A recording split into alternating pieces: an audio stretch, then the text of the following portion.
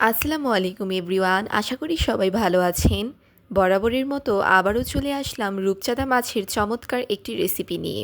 এটা এতটাই সুস্বাদু হয়ে থাকে যে এটা তৈরি করতে যারা একবার মিস করবেন তারা কিন্তু কখনোই বুঝতে পারবেন না যে কি মিস করলেন। আপনারা সবাই অন্তত একবার হলেও এই রেসিপিটা ট্রাই করবেন। যেই এটা রান্না করবেন আমার মনে হয় তার কাছে এটা সিগনেচার আইটেম হয়ে যাবে। আজকের রেসিপিটা হচ্ছে রূপচাঁদা মাছের দো পেঁয়াজি। রূপচাঁদা ফ্রাইয়ের মতোই মজার হয়ে থাকে এই রেসিপিটা। মাছ কাটা, পরিষ্কার ও পারফেক্টভাবে রান্না করার সব কৌশল এই রেসিপির মাধ্যমে শেয়ার করব।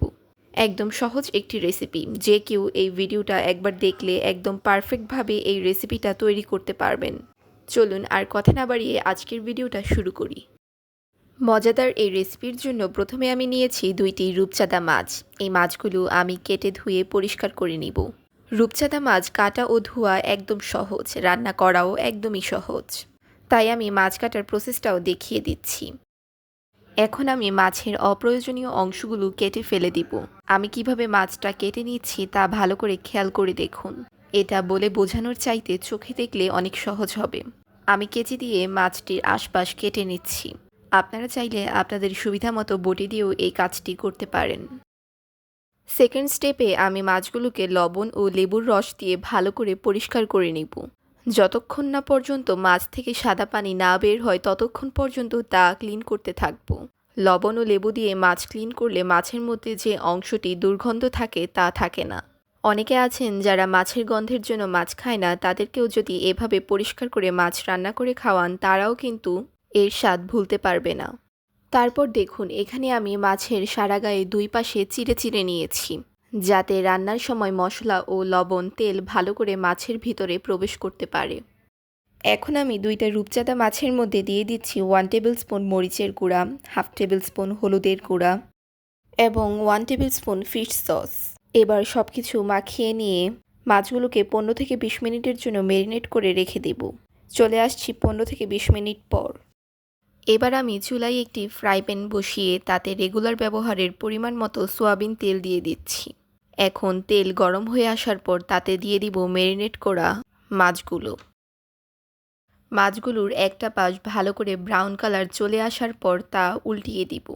এভাবে মাছের 2টি সাইডই ভালো করে ব্রাউন কালার করে ভেজে নিব। দেখুন, এখানে মাছটির 2টি সাইডই ভালো করে ভাজা হয়ে গিয়েছে। এবার আমরা মাছগুলোকে একটি প্লেটে তুলে নিব। এবার ফ্রাই প্যান থেকে মাছ ওঠানোর পর যে তেল অবশিষ্ট থাকবে তাতে দিয়ে দিব পরিমাণ মতো পেঁয়াজ কুচি। পেঁয়াজগুলো ব্রাউন করে ভেজে নিব। পেঁয়াজটা ব্রাউন হয়ে আসলে এতে আমরা সামান্য পরিমাণ পানি দিয়ে দিব। তারপর আস্তে আস্তে মশলাগুলো অ্যাড করে নিব। দিয়ে দিব 1 টেবিল স্পুন মরিচের গুঁড়া, 1/2 টেবিল স্পুন হলুদের গুঁড়া, 1 টেবিল স্পুন জিরার গুঁড়া, 1 টেবিল স্পুন আদা রসুন বাটা। দিয়ে দিব 1 কাপ টমেটো পেস্ট।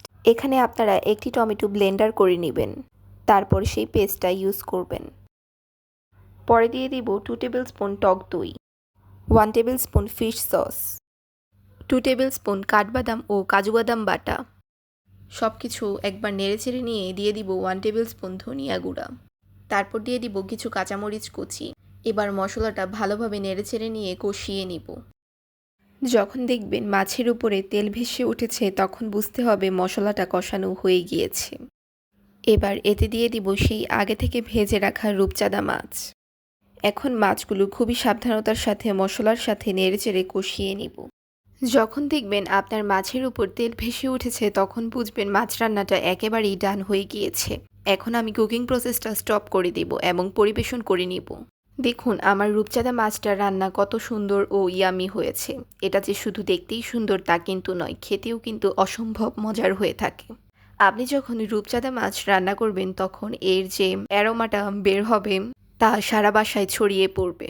আশা করছি আমার আজকের ভিডিওটা আপনাদের কাছে ভালো লেগেছে। যদি ভালো লেগে থাকে অবশ্যই একটি লাইক, শেয়ার এবং কমেন্ট করে দিবেন এবং চ্যানেলে নতুন হয়ে থাকলে অবশ্যই চ্যানেলটি সাবস্ক্রাইব করে আমার পাশেই থাকবেন। আজকের মতো আর কথা না বাড়িয়ে আমাদের ভিডিওটা এখানেই শেষ করছি। সবাই ভালো থাকবেন। আল্লাহ হাফেজ। আসসালামু আলাইকুম।